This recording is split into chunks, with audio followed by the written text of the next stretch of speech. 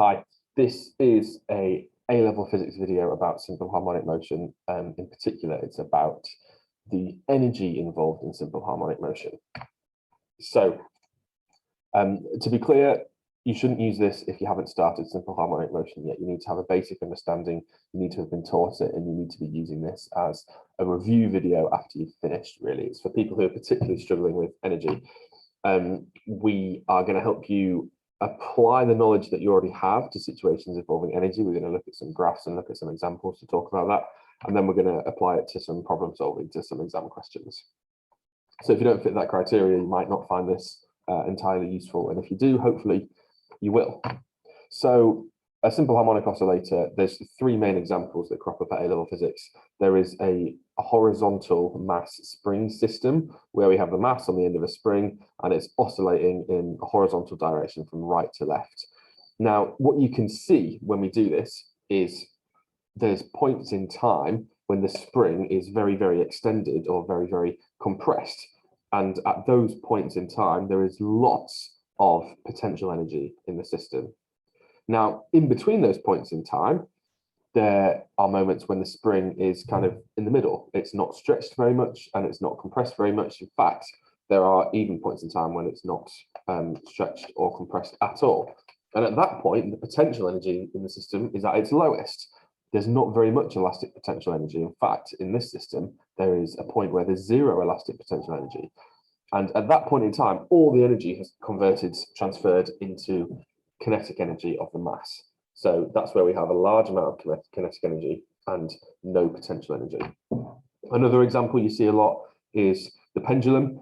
The smaller the oscillations of the pendulum, the better this represents simple harmonic motion. But the idea here is that when the pendulum is in its equilibrium position, which means when it's underneath the point that it's suspended from, that's when it has the least gravitational potential energy, because that's when it's lowest. When it's moved up to either side, it gets a little bit further away from the Earth, which means it has a little bit more gravitational potential energy. But you can still see the energy sloshing from gravitational to kinetic to gravitational to kinetic, from potential to kinetic to potential to kinetic.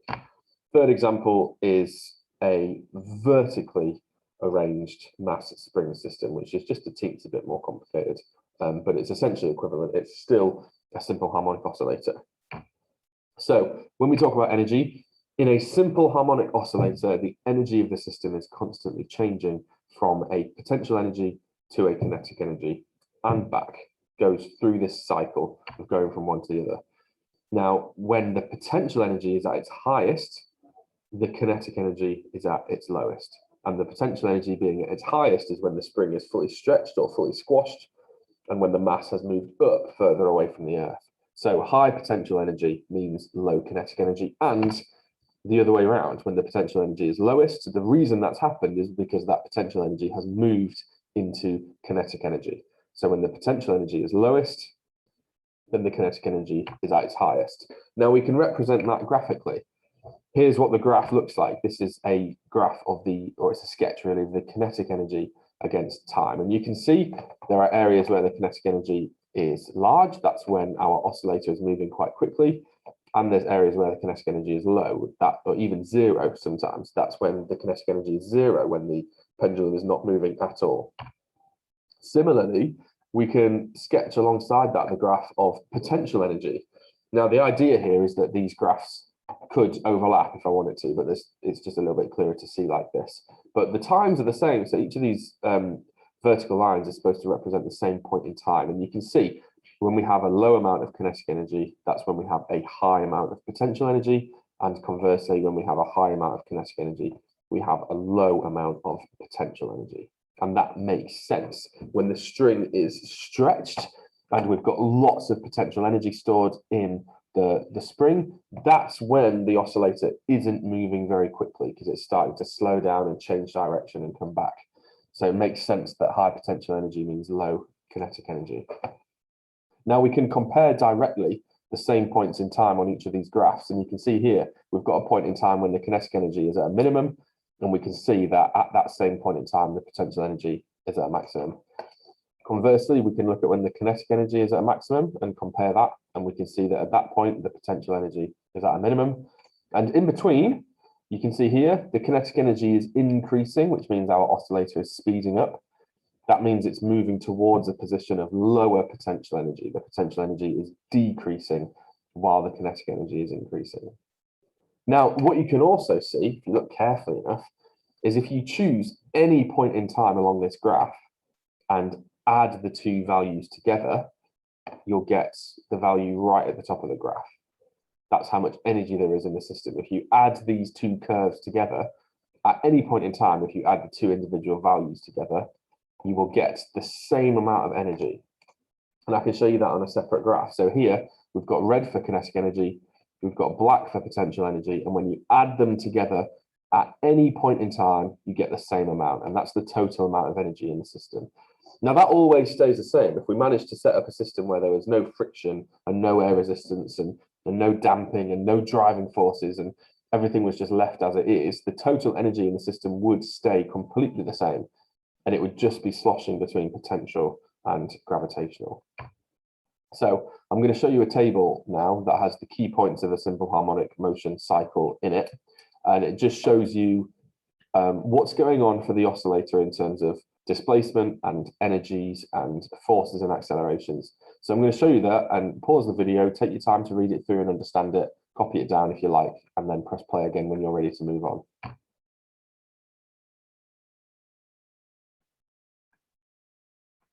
Okay, so we're going to look at some exam questions now to try and apply what we know. So when a mass is suspended on a spring is displaced, the system oscillates with simple harmonic motion. Which one of the following statements regarding the energy of the system is incorrect? So we are looking for the one that is wrong. Pause the video, have a go, and when you're ready, come back and we'll work it out together. Okay, so the trick here is just to read through the statements, and if it seems like it's correct, that's great. If it seems like something's a bit wrong and it doesn't quite make sense, then it's worth inspecting that one a bit more carefully.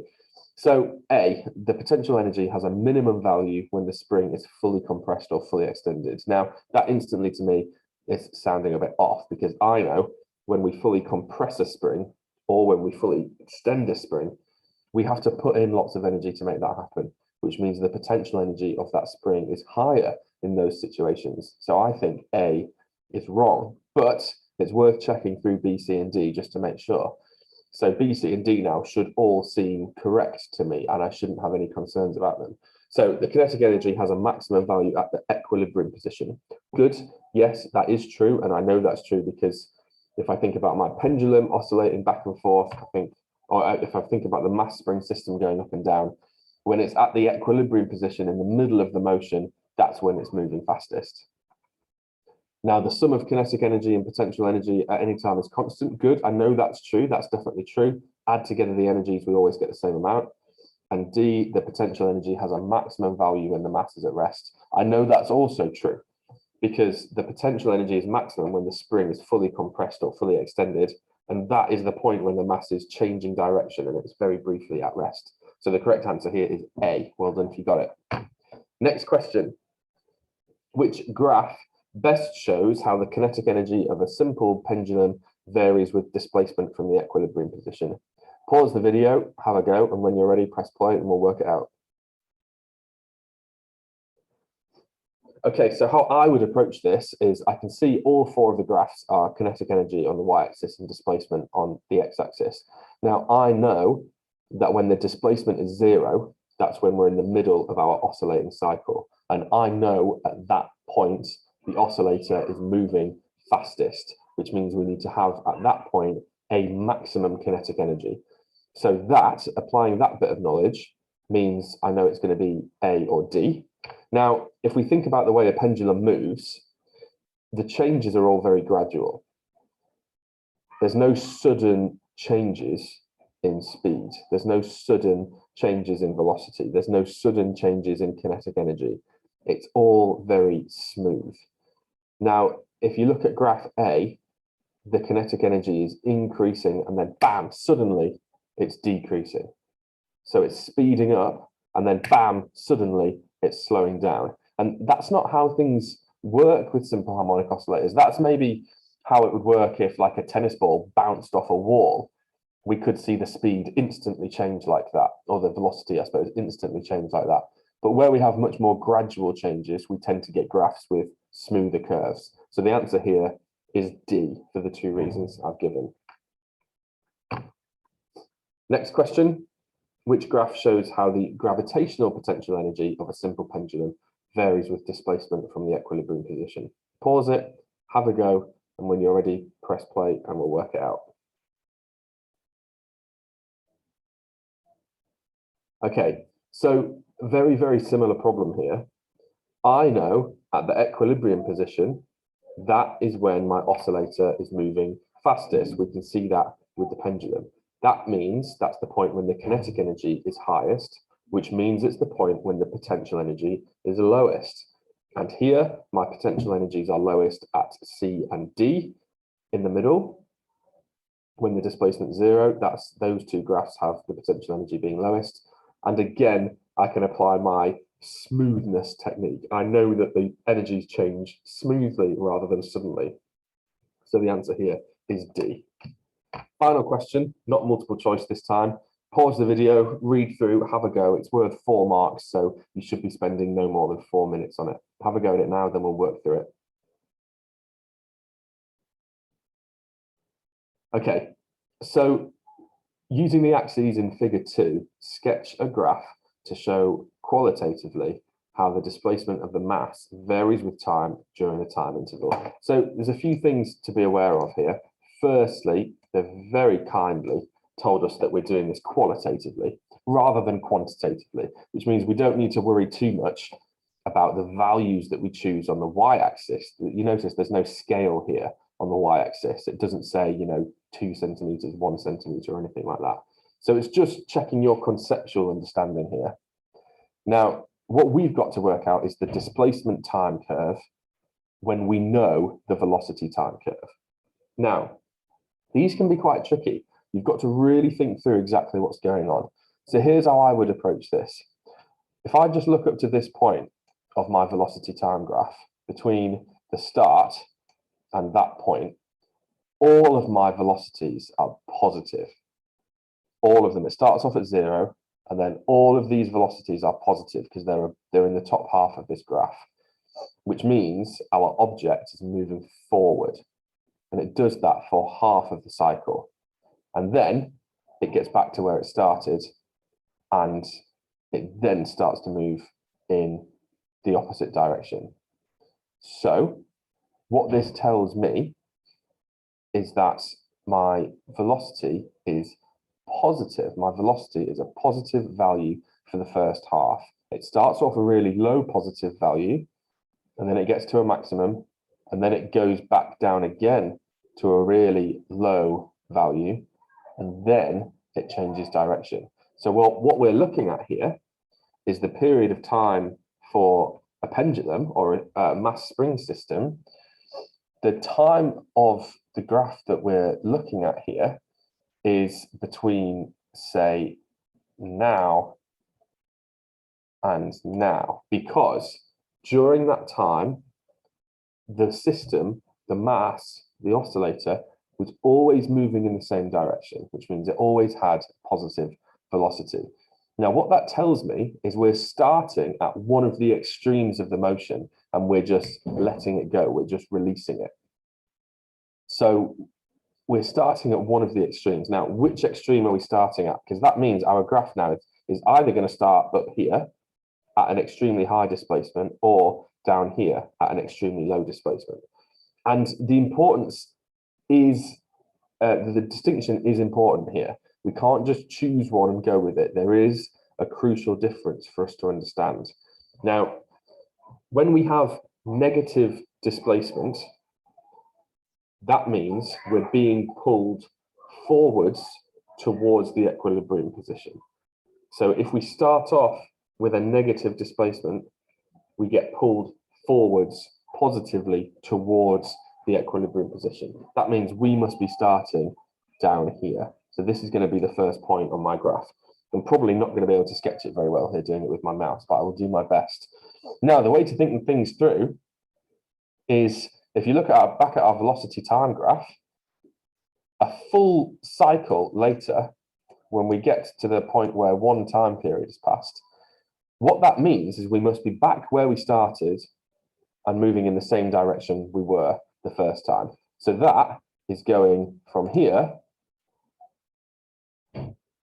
all the way back to here. So that is one full cycle. So on my displacement time graph, I also have to be back where I started at that point. So our displacement time graph is going to look like we need to get back to here. This is the important thing. This is where we need to get back to, because that's where we need to be after one time period. Now, halfway through that time period, if you look at our spring, halfway through, we're right over here at the very other extreme. So we need to be right up here the other time. So now we've got 3 points. We can kind of start to connect them because we know that we have to end up with something that looks roughly like a sine curve or a cosine curve. And I've not done a terrible job there. So again, I need to go back up to here, half a time period later, and back down to here, a full time period later. So it's going to look like this. It's not too bad. I'll take that. So that's the displacement time curve. That's what that should look like.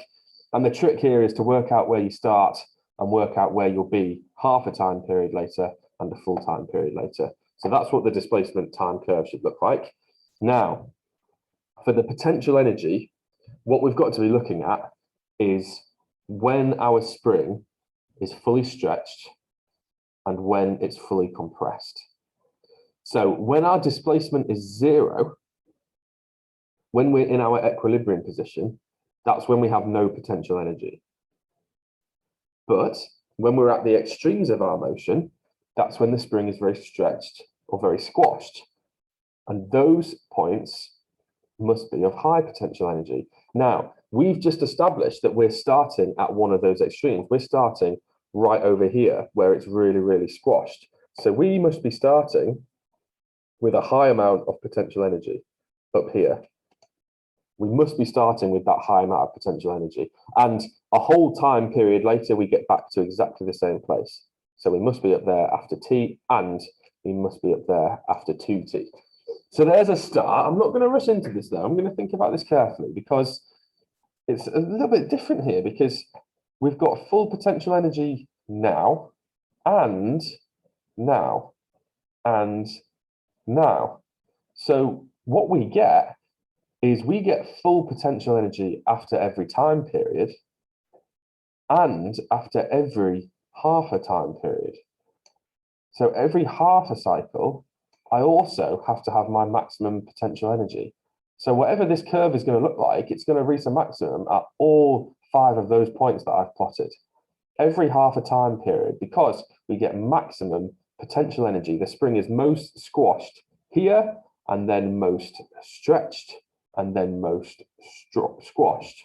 So the potential energy is actually changing really fast. Now, let's think about when we have 0 potential energy. We have 0 potential energy when the displacement is 0.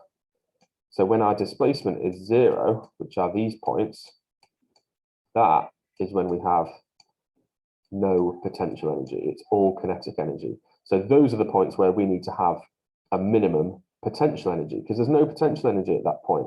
And if you look, that's a quarter of the way through the cycle and 3/4 of the way through the cycle. So that's going to be here and here and here and here. Now I'm going to try and draw this. It's probably going to end up looking absolutely awful, but you'll get the idea. I'm sure you'll have managed to sketch yours better. So your potential energy curve ends up looking like that. Now, remember, this is qualitative. So if yours, it needs to have that shape. I'll show you the mark scheme in a second. It needs to have that shape. Doesn't matter where it is on the y-axis. You can interpret that yourself. That's what's good about potential energy. So you can have your whole potential energy graph shifted up or down, and that's fine. This is what the mark scheme should look like. Well done for working through this video. It's a tricky topic to get right. Feel free to go watch it back if you need to. Thanks for giving it a try.